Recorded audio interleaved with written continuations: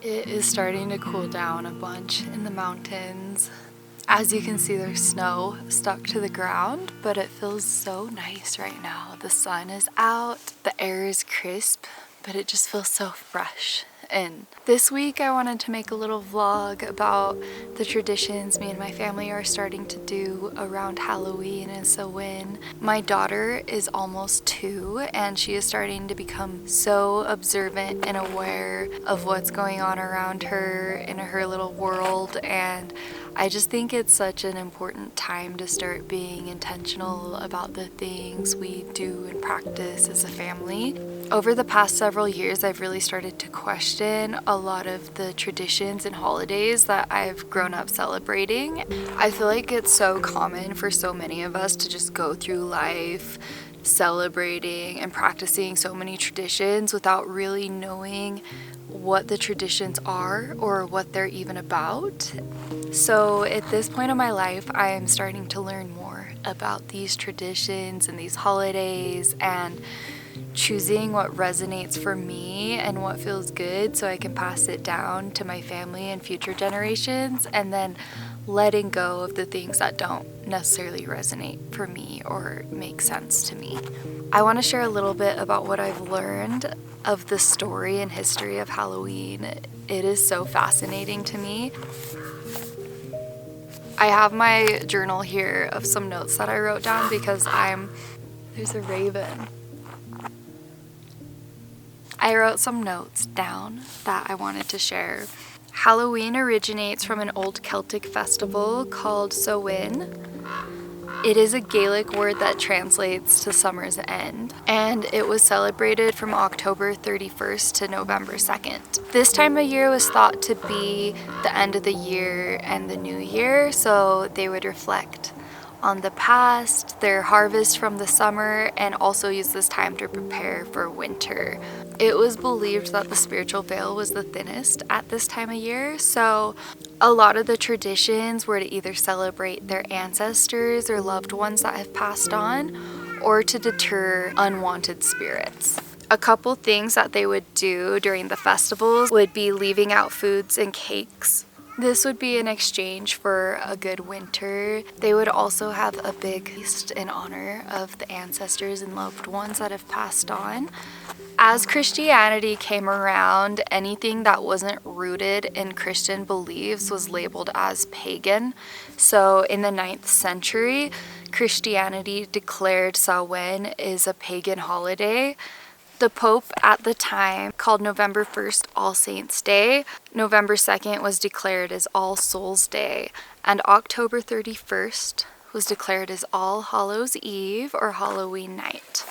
And then during the 19th century, Irish and Scottish immigrants brought their traditions to America. They would carve turnips and potatoes as jack-o'-lanterns to scare away evil spirits. This eventually evolved into carving pumpkins. The original trick-or-treaters would go door to door singing songs to the dead. In exchange, they were given sew-in cakes, or sometimes they would play pranks on the trick-or-treaters and blame them on the fairies. So that's where the term trick-or-treat comes from. Dressing up for Halloween comes from people dressing up to disguise themselves and hide from evil spirits. People would also dress up to impersonate the spirits so they could take the gifts and the offerings for themselves. The feast that I mentioned earlier in honor of the ancestors was called the Dumb Supper. They would have a big feast where they would eat in silence to honor their ancestors, and oftentimes they would put a plate at the end of the table with food as an offering to the ancestors that were coming to the supper. They would also create altars where they would leave foods and cakes and ales as offerings to their loved ones and ancestors that have passed on. Still to this day, people will celebrate the Celtic New Year. They also call it the Witches' New Year, and they use this as a time to reflect on the past and plan for the future.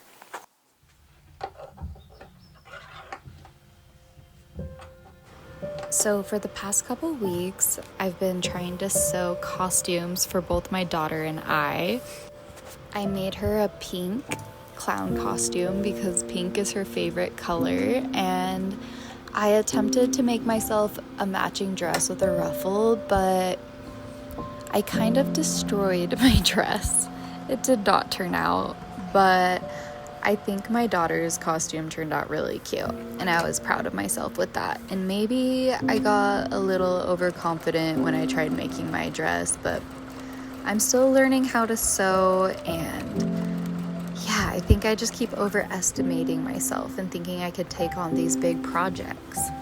So next year, hopefully I'll be a little better at sewing, but I'm gonna start my Halloween costume a month or two in advance rather than just a week or two, because I think that's where I got set back. I was definitely a little rushed on this project.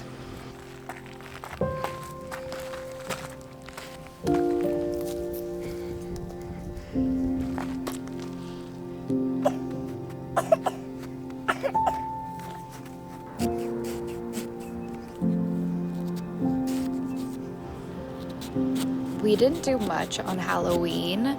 We did carve a pumpkin, and my daughter loved that.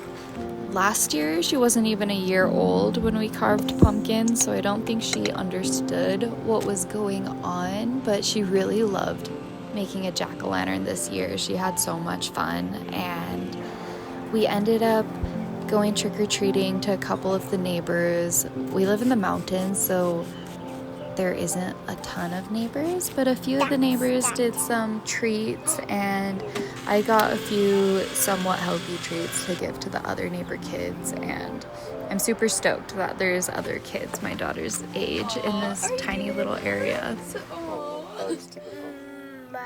No. Do we not have enough pumpkins?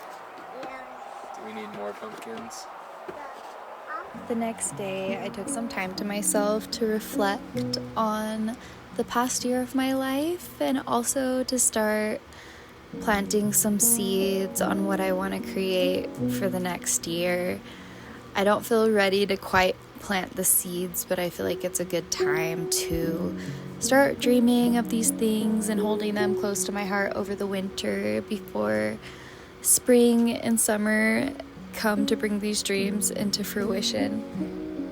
That evening, I made some stew and some sourdough bread, and my family had a dumb supper together where we sat in silence in honor of our ancestors, the ancestors of the land, and also the ancestors that passed down these traditions. I always love taking time to honor the ancestors and the people that came before us. I think homemade costumes and celebrating with community is always fun, especially with children, but I really love the more inner aspects of Samhain. Thank you for taking your time to watch this little vlog. I would love to hear about your traditions and celebrations of Samhain and Halloween in the comments below. Anyways, I'll see you next week. Bye, guys.